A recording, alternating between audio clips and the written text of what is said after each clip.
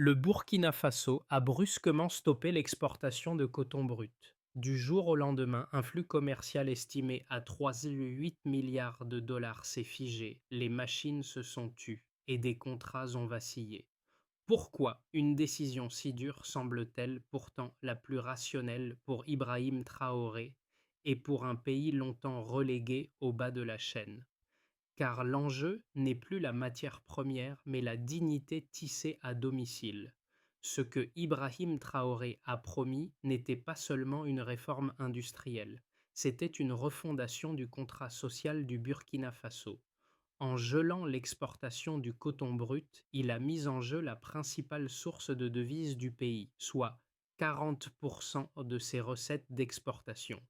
Mais derrière ce risque, il y avait une promesse: transformer la dépendance en puissance locale. Le pari était clair: 4 raffineries financées par des fonds nationaux et l'alliance AES capable de filer, teindre et tisser sur le sol burkinabé. Chaque fibre devait désormais conserver sa valeur au pays. Les analystes y ont vu une folie économique, mais le président a répondu par une logique simple: exporter la pauvreté n'est pas une stratégie. Cette phrase, reprise par la radio nationale, est devenue un slogan de rue. Le jeu est dangereux. Si les raffineries échouent, des milliers d'agriculteurs perdront leurs revenus. Mais si elles réussissent, elles pourraient redessiner la carte industrielle du Sahel. Et c'est là tout l'enjeu: risquer la chute pour cesser de ramper. En 3 mois seulement, les effets de la décision se sont fait sentir dans tout le Burkina Faso. Le gouvernement d'Ibrahim Traoré a lancé la construction de 4 usines textiles à Bobo-Dioulasso, Kougou à la frontière nigérienne et à Ouagadougou. Chaque site devait transformer le coton brut en fil, puis en tissu fini, créant à terme plus de 200 000 emplois d'ici 5 ans. Ce chiffre, impensable quelques années plus tôt, fut la première preuve concrète que le pays changeait d'échelle. Autour des marchés, le silence d'antan fit place à un bruit nouveau, celui des métiers à tisser. Des coopératives féminines se mirent à coudre, à teindre, à inventer leurs propres motifs. Une marque locale, les Filles du Faso, lança sa première collection sous l'étiquette Tissé ici. Dans les villages, des anciens murmuraient: peut-être pourrions-nous enfin coudre notre propre histoire. C'était plus qu'un slogan, c'était un acte de souveraineté. Mais cette transformation est née d'un vieux déséquilibre. Depuis des décennies, le Sahel vendait à bas prix et rachetait cher. L'Occident tissait la richesse à partir des récoltes africaines, laissant aux producteurs la poussière du champ. En stoppant les exportations, Traoré inversa la logique: que la valeur reste là où la graine pousse. Pour la première fois, le Burkina Faso parlait de industrialisation souveraine au lieu de assistance. Les, les réactions furent immédiates. Les courtiers européens annulèrent leurs contrats, les marchés de New York s'inquiétèrent d'un précédent. Mais dans les rues de Ouagadougou, les enfants peignaient des fleurs de coton sur les murs d'école. Ils apprenaient à compter non plus les sacs expédiés, mais les bobines produites. C'était le signe d'un basculement intérieur, discret mais irrésistible. La dignité cessait d'être une idée, elle devenait un emploi. Au cœur de ce changement, un homme incarne la transition: Bouraïma, ancien cultivateur du village de Kougou. Pendant 30 ans, il vendait son coton à des intermédiaires venus de Lomé ou de Marseille sans jamais savoir où finissaient ses balles. Le jour où Ibrahim Traoré annonça la fin des exportations brutes, Bouraïma crut d'abord à une rumeur. Mais quelques semaines plus tard, il fut embauché comme contremaître dans la nouvelle raffinerie de Bobo Dioulasso. Sa vie bascula lentement, comme celle de milliers d'autres. Les camions qu'il voyait partir vers les ports étrangers transportaient désormais les fibres vers des chantiers locaux. L'odeur du coton se mêlait à celle du ciment. Dans les hangars, il apprit à surveiller les machines, à mesurer la qualité du fil, à diriger des équipes. Il disait fièrement: avant, ils achetaient mon coton. Aujourd'hui, ils achètent mon savoir. Cette phrase devint virale sur les ondes locales, symbole d'une transformation intime. Le travail reprenait son sens. Les économistes parlaient de réallocation de valeur ajoutée. Mais pour Buraima, c'était plus simple. Son fils pouvait retourner à l'école, sa femme gagnait un salaire dans la coopérative voisine et le village reprenait vie autour de la raffinerie. Les femmes cousaient des uniformes, les enfants peignaient des drapeaux, les anciens s'asseyaient pour regarder le vacarme des machines. Sous la rhétorique des chiffres, un sentiment neuf s'installait. Ce pays longtemps dépendant commençait à respirer son propre air économique. Et cette respiration avait un nom, espoir. Avant le décret de 2024, le Burkina Faso exportait 95% de son coton brut vers l'Europe. Le pays ne gardait que la poussière, les miettes du marché mondial. Puis, en une seule annonce, Ibrahim Traoré mit fin à cette mécanique vieille de 50 ans. Les ports restèrent silencieux, les usines étrangères s'affolèrent. La première semaine, les contrats internationaux furent suspendus. Bloomberg parla de précédents dangereux. Le FMI publia une note sur les risques de déséquilibre régional. Les négociants français et américains jurèrent de déplacer leurs chaînes d'approvisionnement. Pourtant, à Ouagadougou, les rues vibraient d'un enthousiasme calme. On disait que le pays, pour la première fois, tissait son propre destin. Ensuite, la deuxième phase a commencé dans la poussière des chantiers. Les fondations des 4 raffineries surgirent presque simultanément. Chaque site devint un chantier national alimenté par des fonds du Trésor et le soutien de l'alliance AES, Mali, Niger, Guinée. Des ingénieurs formés à Bamako et Niamey arrivèrent pour partager leur savoir-faire. Le projet fut surnommé le coton des peuples. Na. Les mois suivants, les retombées furent spectaculaires. L'emploi intérieur grimpa de 6% au premier trimestre et la dépendance aux textiles importés chuta de 18%. Les chiffres circulaient dans les bulletins du soir comme des victoires sportives. Chaque statistique devenait un symbole, chaque usine un drapeau dressé. Mais la riposte arriva, rapide et froide. L'Union européenne imposa une taxe de 35% sur les produits finis burkinabés, prétextant une aide d'État déguisée. Washington suivit avec ses propres restrictions. Ce fut un choc immédiat.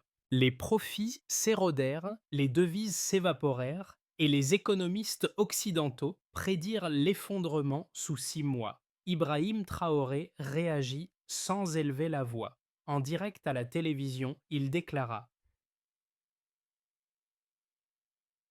Si notre tissu est puni pour être africain, alors nous le porterons nous-mêmes. Cette phrase fit le tour du Sahel en 24 heures. Des manifestations éclatèrent devant les missions européennes, mais sans violence. Seulement des tambours et des banderoles blanches où l'on pouvait lire Nous filons notre propre destin. Sous cette apparente sérénité, la tension montait. Les prix du coton chutèrent brièvement avant de se stabiliser. Les usines sous générateur tournaient la nuit pour tenir les quotas. Une jeune femme, Marama, dit aux journalistes: Nous ne combattons pas, nous finissons ce qu'ils ont commencé. Son ton tranquille devint la phrase d'ouverture d'un reportage de la RTS. C'est ainsi que la rébellion du coton prit son nom officiel, et derrière ce nom, un mouvement, celui d'un continent qui découvrait que la souveraineté peut se filer comme une fibre. Le monde appelait cela une crise. Le Burkina Faso, lui, y voyait une naissance. Avant la réforme, l'économie du coton représentait à elle seule 14% du PIB burkinabé. Mais plus de 80% de cette valeur quittait le pays dès la récolte captée par les filatures étrangères. C'était la ligne de base. 3 trimestres plus tard, un changement est apparu. Selon les données du ministère du Commerce, l'emploi manufacturier augmenta de 11% en un an. Chaque pourcentage équivalait à plus de 20 000 postes nouveaux. la majorité dans les zones rurales. Les coopératives féminines, notamment celle de Bobo Dioulasso, furent les premières à se transformer. Elles passèrent de 800 membres à plus de 3000 et commencèrent à exporter des tissus finis vers Bamako et Conakry. Ces chiffres n'étaient pas des miracles. Ils venaient d'un simple transfert de chaîne de valeur. L'argent restait sur place et le travail devenait une richesse tangible. Sur le plan macroéconomique, les importations de textiles européens chutèrent de 18%. Cela créa une tension sur l'offre intérieure, mais ouvrit un espace inédit pour la production locale. Les économistes de l'université de Ouagadougou calculèrent que chaque franc investi dans la filature rapportait 1,6 francs de revenu national en retour, un multiplicateur invisible auparavant, maintenant palpable dans les marchés et les foyers. Les effets induits furent tout aussi révélateur. Les revenus moyens dans les provinces cotonnières augmentèrent de 22%. Les écoles professionnelles créées par le ministère de l'Éducation accueillirent déjà 6000 jeunes apprentis. Pour beaucoup, c'était la première fois que l'on enseignait au Burkina Faso comment filer, teindre et concevoir un tissu complet. Mais derrière les chiffres se cachait une leçon politique. Ibrahim Traoré parlait souvent de équation morale. Chaque tonne exportée auparavant symbolisait 1000 heures de travail perdues. Son gouvernement lança alors un audit inédit des chaînes d'approvisionnement internes, visant à réduire les fuites de valeur à moins de 10% d'ici 2 ans. Les rapports préliminaires indiquèrent déjà une amélioration. 65% des profits issus du coton restaient désormais sur le territoire national. Les partenaires de l'AES suivirent le modèle. Le Mali et le Niger annoncèrent des études conjointes pour mutualiser leurs corridors textiles. Même la Guinée proposa d'intégrer un réseau logistique commun reliant le Sahel à la côte atlantique. La rébellion du coton devenait peu à peu un modèle économique régional. Les critiques occidentaux, eux, parlèrent de protectionnisme. Mais sur les marchés de Ouagadougou, les vendeurs répondaient autrement. Nous ne fermons pas la porte, nous changeons les serrures. Cette phrase anonyme, reprise par la presse locale, résumait la transition mieux que n'importe quel graphique. Les chiffres ne racontaient pas tout. Ils ne traduisaient pas la lente fierté de voir son propre tissu porté dans les rues. Mais ils prouvaient que la souveraineté, au Burkina Faso, n'était plus une idée, c'était une économie. Cependant, les critiques de la réforme ne manquent pas. Certains affirment que la décision d'Ibrahim Traoré mène à l'isolement économique. Selon eux, fermer les frontières du commerce brut reviendrait à scier la branche sur laquelle repose le pays. Sans accès direct aux marchés européens, le Burkina Faso risquerait, disent-ils, d'étouffer sous son propre rêve. D'autres avancent un argument plus technique. Les usines locales ne seraient pas assez efficaces pour concurrencer les géants du textile. Les coûts de production, l'énergie, la logistique, tout jouerait contre le pays. Les analystes de Washington et de Bruxelles prévoyaient même un retour forcé aux exportations brutes dans les 3 ans. Mais ces critiques oublient un fait central. La dépendance n'est pas la stabilité. Avant la réforme, le Burkina Faso exportait une matière première et importait sa propre pauvreté. Aujourd'hui, chaque mètre de tissu produit localement remplace un bien importé. Même si la production reste coûteuse, elle crée un cercle intérieur de richesse. Les économistes de l'AES l'ont baptisé effet d'ancrage. Moins d'argent sort, plus de savoir reste. Sur le plan politique, l'isolement annoncé ne s'est pas produit. Au contraire, la Chine, la Turquie et les Émirats arabes unis ont déjà envoyé des délégations pour négocier des accords d'investissement. L'Europe ferme la porte, d'autres continents l'ouvrent. La géographie du commerce se déplace. Elle ne se rétrécit pas. Enfin, la durabilité de cette politique repose sur une logique morale plus que financière. Comme le dit Oleg souvent Traoré, le coton, c'est notre histoire, le commerce, c'est notre avenir. Et dans ce futur qu'il défend, la souveraineté n'est pas un luxe, c'est une discipline. Les objections tiennent sur le papier, mais sur le terrain, elles se dissolvent dans la réalité du travail. Un peuple qui file son propre coton ne dépend plus du monde, il y participe. Le vent a tourné. Au milieu de la tempête commerciale, un signe inattendu apparut. Les prix du coton burkinabé se stabilisèrent alors que les prévisions annonçaient l'effondrement. Les marchés, d'abord sceptiques, commencèrent à s'ajuster. La panique céda la place à la curiosité.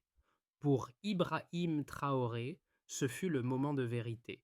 La résistance économique ne passait pas par la force, mais par la cohérence.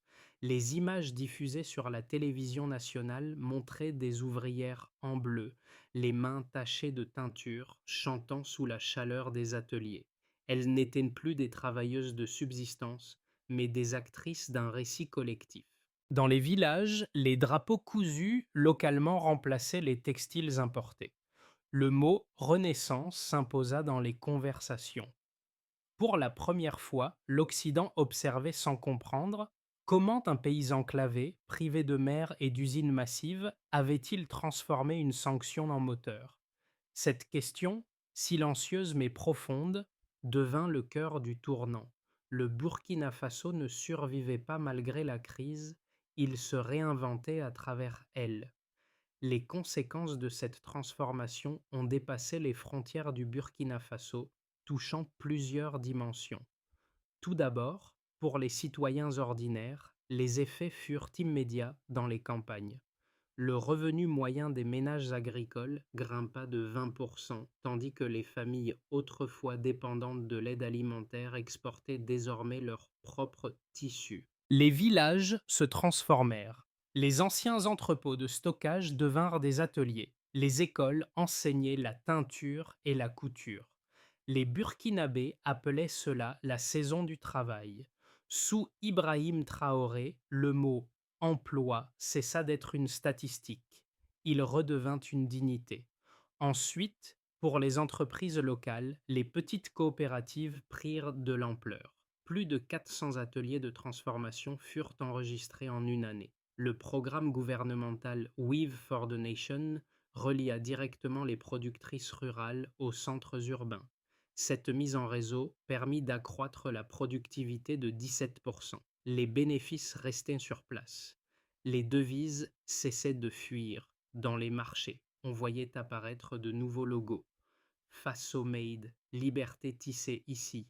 Ce n'était pas du marketing, c'était de la mémoire textile. Puis, pour les institutions publiques, l'État lança une réforme éducative sans précédent. Des lycées techniques furent rebaptisés au nom des anciens villages cotonniers. Un nouveau cursus d'ingénierie textile forma la première promotion de 200 jeunes. Le ministère des Finances annonça, malgré les sanctions, une croissance domestique de 4,6%, un paradoxe face aux pronostics du FMI. L'administration Traoré transformait la crise en laboratoire de politique industrielle. Enfin, pour la région, le modèle burkinabé a inspiré d'autres pays. Au Mali, au Niger et au Tchad, on observa ce modèle avec prudence puis admiration. Des corridors logistiques communs furent dessinés sous la bannière de l'alliance AES. L'Union africaine évoqua pour la première fois la notion de chaîne de valeur ouest-africaine. Les journaux de Lagos titraient « Et si le Sahel cousait son avenir ?» Ce tissu de conséquences forma une mosaïque inattendue. Le Burkina Faso n'avait pas gagné une guerre commerciale. Il avait redéfini la victoire non par les chiffres, mais par la constance. Et au centre, la figure d'Ibrahim Traoré persistait, calme, inébranlable, entre les métiers à tisser et les drapeaux neufs. Chaque fibre sortie des usines semblait raconter la même chose, qu'une nation peut se reconstruire à partir de ce qu'elle portait déjà. Trois scénarios possibles se dessinent pour l'avenir. Dans un premier cas, le Burkina Faso avance prudemment sur la voie de l'industrialisation. Les 4 raffineries atteignent 80% de leur capacité et le pays stabilise ses revenus d'exportation autour d'un nouvel équilibre régional. Les sanctions occidentales persistent, mais leur effet s'atténue. Les partenariats avec la Turquie et la Chine garantissent un accès alternatif aux machines et aux colorants. Ibrahim Traoré maintient sa ligne: nous ne demandons pas la permission de produire.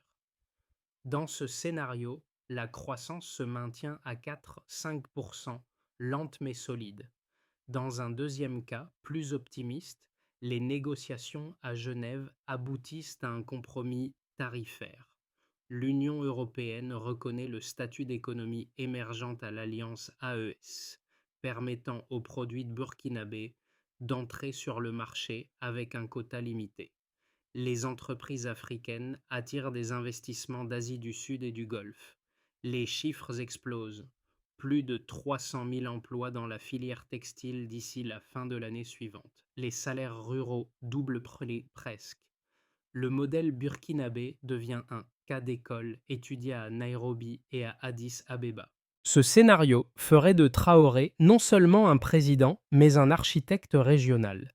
Dans un troisième cas, plus pessimiste, les tensions monétaires s'aggravent, les réserves de change s'épuisent, les coûts énergétiques freinent la production, certaines usines ferment temporairement, les investisseurs étrangers retardent leur livraison, une inflation importée pèse sur les ménages urbains, la fierté nationale résiste, mais la fatigue économique s'installe. Dans ce cas, le gouvernement serait forcé de rouvrir partiellement les exportations brutes pour équilibrer la balance. Ce scénario testerait la patience du peuple et la cohérence du projet. Une réflexion s'impose ici. Entre ces trois chemins, la véritable question n'est pas quel scénario triomphera, mais lequel renforcera la souveraineté collective. Le futur du Burkina Faso ne dépend pas seulement des marchés, mais de sa capacité à croire encore à la valeur de son propre travail. Et c'est là que la vision d'Ibrahim Traoré trouve toute sa portée. Faire du coton un symbole, pas une dépendance. Au-delà des chiffres, la transformation du Burkina Faso se lit dans les visages. Dans les rues de Ouagadougou, les vitrines ne montrent plus seulement des produits importés, mais des chemises cousues localement, des étoffes éclatantes qu'on reconnaît au premier regard. Un enfant demande à sa mère: c'est nous qui avons fait ça? Et la mère répond: oui, c'est nous. Cette fierté simple, presque timide, vaut plus que toutes les statistiques. Dans les ateliers, les femmes chantent pendant qu'elles filent. Elles répètent le refrain devenu populaire: nous portons ce que nous cultivons. Le coton n'est plus un simple revenu. Il est redevenu un héritage collectif. Pour Ibrahim Traoré, cette scène incarne le but du projet: réconcilier le peuple avec le travail. Il dit souvent: la souveraineté n'est pas une loi, c'est une habitude. Et cette habitude, désormais, s'apprend dans les mains. Dans les campagnes, les enfants mesurent le temps non plus par les saisons de pluie, mais par les saisons de production. Les villages connaissent à nouveau le bruit des machines au lieu du silence de l'attente. Même les radios communautaires ont changé de ton. Moins de complaintes, plus de chroniques d'ateliers.